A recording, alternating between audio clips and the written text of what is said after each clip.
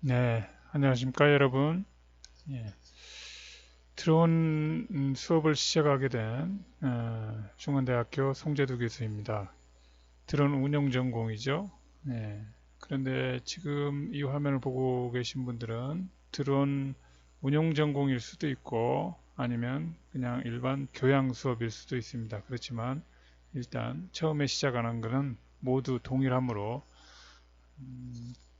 공통된 드론 개발 및 진로에 대해서 탐색한 다음 드론 운영 전공은 드론 운영 전공 각 과목으로 들어가고 일반 교양 학생들의 경우 교양 수준에서 강의를 진행하고 또 실습을 하도록 하겠습니다.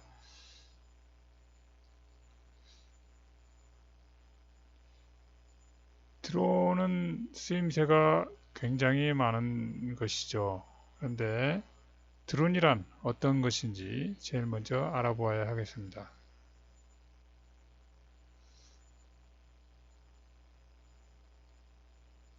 이제 드론은 우리가 흔히 얘기하기에 이렇게 멀티콥터 형태로 생긴 것을 드론이라고 우리가 표현을 하고 있습니다. 그런데 과연 그런지 한번 확인해 보도록 하겠습니다.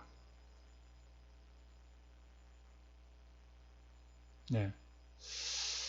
그 멀티콥터 형태 외에 이렇게 생긴 것도 우리가 드론이라고 하고 있습니다. 이 드론은 우리가 흔히 헬리콥터라고 부르는 거죠. 이렇게 헬리콥터 형태로 생긴 굉장히 큰 형태, 예, 이런 것도 드론이라고 우리가 지칭하고 있습니다. 다음으로 군사용 드론에서 많이 쓰이죠. 이런 고정익, 날개가 고정되어 있기 때문에 고정익이라고 합니다. 이런 고정익 형태도 우리가 드론이라고 하고 있습니다. 자, 이러한 드론을 운용하게 되면 또 이러한 드론을 운영하기 위해서는 우리가 자격증이 필요한 경우가 있습니다. 물론 집에서 작은 장난감 가지고 노는 경우에야 그런 장난감은 자격증이 필요가 없겠죠. 그런데 드론을 가지고 무언가 일을 하려고 한다 또는 수익을 창출하려고 한다. 그럴 때에는 반드시 자격증이 필요로 하게 됩니다. 여기에 초경량 비행장치 조종자 자격증 샘플이 있는데요. 우리 학교 중원대에서 제가 최초로 배출한 자격 보유자고 현재 교관입니다. 김건희 교관. 예, 초경량 비행장치 조종자 자격증을 취득했죠. 그리고 밑에 보면 한국교통안전공단이라고 나와 있습니다. 국토교통부 산하의 교통안전공단에서 이 자격증을 발급하게 됩니다. 이 교통안전공단에서는 초경량 비행장치 그리고 옆에 있는 경량항공기 그리고 항공기 조종사 자격증을 전부 발급하고 관리하고 있습니다. 또 항공정비 쪽에 정비사 자격증도 물론 관리하고 있습니다. 그곳에서 발급되는 국가의 공인 자격증이라고 할 수 있습니다. 자, 그러면 이러한 드론들은 과연 어디에 쓰이나 우리가 쓰임새를 알아보도록 하겠습니다. 현재 우리나라에서 가장 많이 쓰이고 있죠. 드론의 용도. 예, 단연 농업용 드론입니다. 우리나라뿐만이 아니고 아시아 국가에서 전체에서는 농업용 드론을 가장 많이 사용하고 있습니다. 예. 유럽이나 미주권 이런 곳에서는 농업용 드론이 제일 많은 비중을 차지하지 않고 촬영용 드론, 예, 영상 촬영 드론을 가장 많이 사용하고 있습니다. 그렇지만 아시아권에서는 단연코 농업용 드론이 제일 많이 사용되고 있습니다. 다음으로 방금 말씀드린 대로 영상 촬영용 드론이죠. 사진에 보이는 이 장비는 매트리스라고 하는 DJI의 제품인데요. 주로 이 영화 촬영용 카메라를 대형 카메라를 이렇게 장착하고 촬영을 하고 있습니다. 액션 영화를 촬영하는데 많이 쓰이고 있죠. 요즘에 액션 영화는 거의 드론을 이용해서 촬영하고 있습니다. 예전에는 사람이 수동으로 조작하는, 물론 드론도 수동으로 조작하지만 사다리 모양 형태의 이런 촬영용 카메라를 많이 사용했습니다만, 현재에 이르러서는 할리우드 영화들, 액션 영화들은 드론을 이용해서 촬영을 하고 있습니다. 역시 드론을 이용한 액션 영화 촬영이죠. 앞에 보이는 매트리스 종류 DJI의 그 제품과는 다른 인스파이어라고 하는 제품을 사용하네요. 이 인스파이어는 앞에 봤던 매트리스라는 기종과는 달리 매우 속도가 빠릅니다. 물론 안정성에 있어서는 앞서 보았던 매트리스라고 하는 드론이 훨씬 안정적이지만 이 열차 위에 뛰어가는 이 사람을 촬영하는 저 드론은 속도가 매우 빠릅니다. 시속 100km까지 질주를 할 수 있는 그런 드론입니다. 그래서 현재 영화 촬영에 매우 요긴히 그리고 꼭 필요하게 적절히 활용되고 있습니다. 그리고 이런 건설 현장에서도 쓰이고 있죠. 건설 현장에서 어떻게 쓰이는지 현재 공사의 진척 상황을 알아볼 수가 있습니다. 물론 그냥 육안으로 알아보는 거죠. 그리고 공사의 진척 상황뿐만이 아니고 정밀도를 높이는 RTK라고 하는 다른 장비를 사용하게 되면 토지의 경계선을 정확히, 매우 정확히 측정할 수 있습니다. 센티미터급의 10cm 이내라는 의미죠. 센티미터급의 오차밖에 가지고 있지 않을 정도로 매우 정밀하게 포인트를 집어줄 수 있습니다.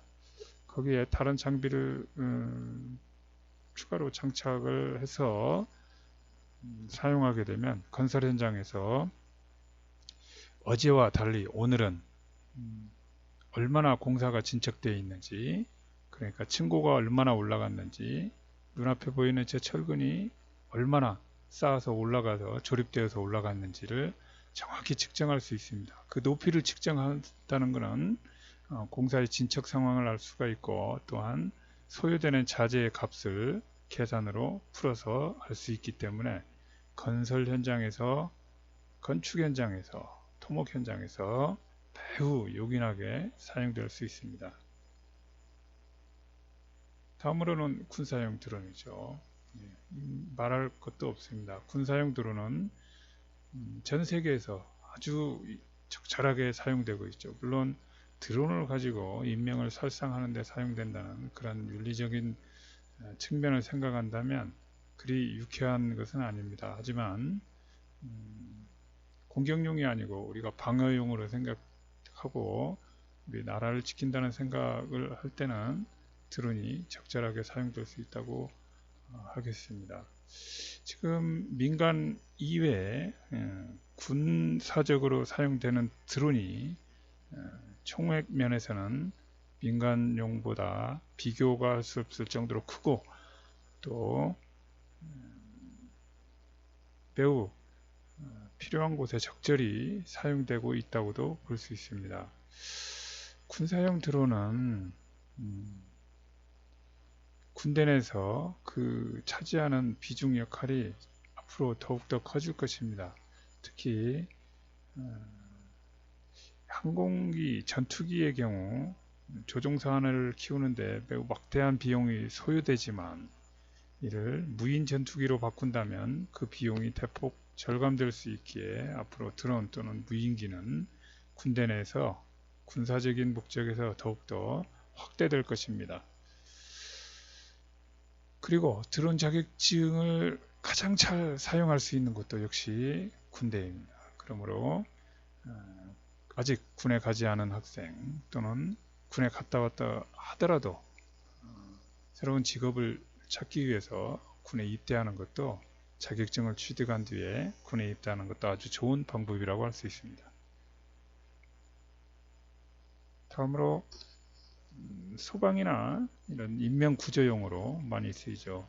화면에 보이는 것처럼 튜브를 매달고 익사 직전에 있는 사람에게 또는 물에 빠진 사람에게 적절하게 저 튜브를 전달해 줄 수 있다면 인명을 효율적으로 구조하고 구제할 수 있습니다. 다음으로 드론 축구죠. 예, 저 골대에 볼을 집어넣는 방식으로 드론 축구를 운영합니다. 저 골대에 볼을 많이 넣는 팀이 당연히 이기겠죠. 그래서 저 골대에 드론 볼을 집어넣는 방식을 제한된 시간 내에 어느 팀이 많이 집어넣느냐 하는 방식인데, 무제한적으로 계속 집어넣는 방식, 그리고 한 골이 들어갔을 때마다 자기 편으로 다시 정렬시킨 다음에 다시 시작하는 방식, 이렇게 크게 두 가지로 게임 방식을 나눠서 볼 수가 있습니다. 예, 전주 쪽에서 시작해서 전주 쪽에서는 아주 흥행하고 있는 드론 종목 중에 하나입니다. 다음으로 드론 택시가 있죠. 예, 우리나라에서도 곧 소개될 겁니다. 지금 현재 계획으로는 2023년까지 드론 택시, 시범 택시를 출범시키기로 계획이 되어 있습니다. 그리고 이미 두바이 같은 곳에서는 시범 운영을 마쳤죠. 향후에 드론 택시와 더불어 개인 모빌리티로도 훌륭히 활용될 수 있는 그런 드론의 용도를 보았습니다. 그런데 이런 드론을 달리는 데는 혹 유의해야 될 사항들이 있습니다. 자, 조종자 준수사항이라고 하죠. 이 조종자 준수사항은 반드시 지켜야 되는 사항입니다. 눈으로 보이는 데서 달려야 됩니다. 예, 아직까지는 현행법이 그렇습니다. 눈으로 보이는 곳에서 날리고요. 그 다음에 사고나 어떤 추락 이런 거에 대비해서 연락처를 반드시 남겨두어야 합니다. 예, 드론에 정확하게 소유자 이름 그리고 연락처 이런 것들을 부착해 놓아야 됩니다. 제가 보유하고 있는 드론들을 이렇게 보게 되면 소형 드론에는 붙이지 않았지만 대형 드론에는 기체 신고를 마쳤기 때문에 기체번호, 항공청에서 발급받은 기체번호를 반드시 부착하고 또한 소유자 성명, 연락처를 같이 부착해 놓고 있습니다.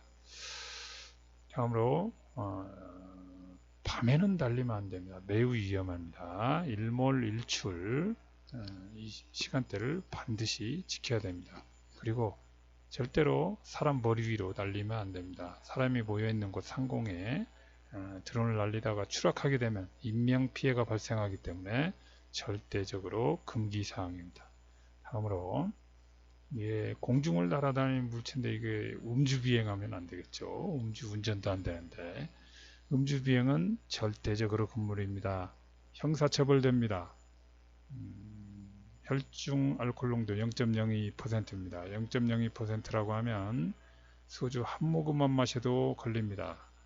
술은 입에도 대서도 안 되고 전날 마신 술 때문에 아침에 숙취가 있다면 더더욱 날리면 안 됩니다. 여름에 방제 기간 동안에 국토교통부와 경찰이 합동 단속을 다닙니다. 이때 걸리게 되면 벌금으로 끝날 수도 있고 계속 진행되면 손목에 은팔찌를 차게 될 수도 있습니다. 주의하셔야 합니다. 다음으로 위험한 물건을 낙하시키면 안 됩니다. 낙하를 하고 싶으면 비행기에 뭔가를 매달아서 낙하시키고 싶다면 사람이 없는 곳 그리고 그곳에서 안전한 물건을 매달고 낙하 연습을 시키십시오. 네. 다음으로 항공 촬영을 하고 싶다 하면 반드시 관계기관의 사전 승인이 필요합니다. 우리나라는 아직까지 휴전 상태죠. 그리고 군과 관련된 곳들이 굉장히 많습니다. 땅도 그렇고요. 그래서 항공 촬영을 하고 싶으면 무조건 국방부에 먼저 확인을 하셔야 됩니다. 그리고 비행하기 전 해당 제품 매뉴얼 숙지는 기본이죠. 그리고 전파로 운영되는 RC죠. 라디오 컨트롤입니다. 이 전파로 컨트롤을 하는 겁니다. 그래서 이 해당 전파 제품이 전파 인증을 받은 제품인지 받은지 확인하고 운용을 해야 됩니다. 그리고 또 중요한 게 있죠. 예. 아래 지역은 비행하기 전에 반드시 승인을 받아야 된다고 하고 있죠. 비행 금지 구역입니다. 비행장 주변으로부터 중심으로부터 반경 9.3km, 반경 9.3km 이내는 비행 금지입니다. 그래서 이곳에서 날리고 싶으면 반드시 승인을 받아야 됩니다. 그리고 비행 금지 구역들이 있죠. 서울에서는 비행 금지입니다. 청와대가 있으니까 안 되겠죠. 그리고 경기 북부 지역, 그리고 휴전선 인근, 또한 원전 주변 비행 금지 구역입니다. 그리고 맨 오른쪽에 고도 150m 이상은 그림과는 달리 조금 바뀌었습니다. 다른 PPT에는 제대로 나와 있는데 여기를 제가 안 바꿨군요. 나중에 바꾸도록 하겠습니다. 자, 저렇게 땅에서 150m가 아니고 제일 높은 건물, 왼쪽에서 두 번째 제일 높은 건물에서 그 꼭대기에서 150m까지입니다. 현행법이 지금은 바뀌었습니다. 다음으로 비행 금지 구역들이 있죠. 쭉 동그라미 쳐진 곳이요. 휴전선 인근, 그리고 서울, 그리고 나머지 5개 원자력 발전소와 원자력 발전소들이죠. 자, 고리, 한빛, 한울, 그리고 대전, 이런 것들, 여기 바로 원자력 발전소와 연구소들입니다. 이곳에서는 절대로 드론을 날리면 안 되겠습니다. 꼭 주의하셔야 됩니다. 자, 다음으로 비행에 드론 원리가 있죠.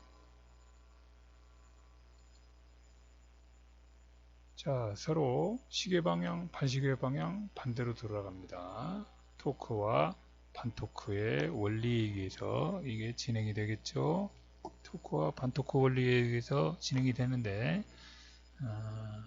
이거는 그 뉴턴의 작용 반작용의 원리에 의해서 반시계와 시계방향 서로 힘이 상충된다는 의미입니다. 그래서 이런 힘을 이용해서 드론이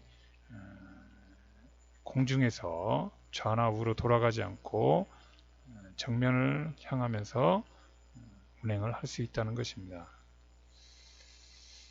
자, 그리고 프로펠러를 어떤 걸 세게 돌릴 거냐에 따라서 좌로도 가고 우로도 가고 앞으로도 가고 뒤로도 갑니다.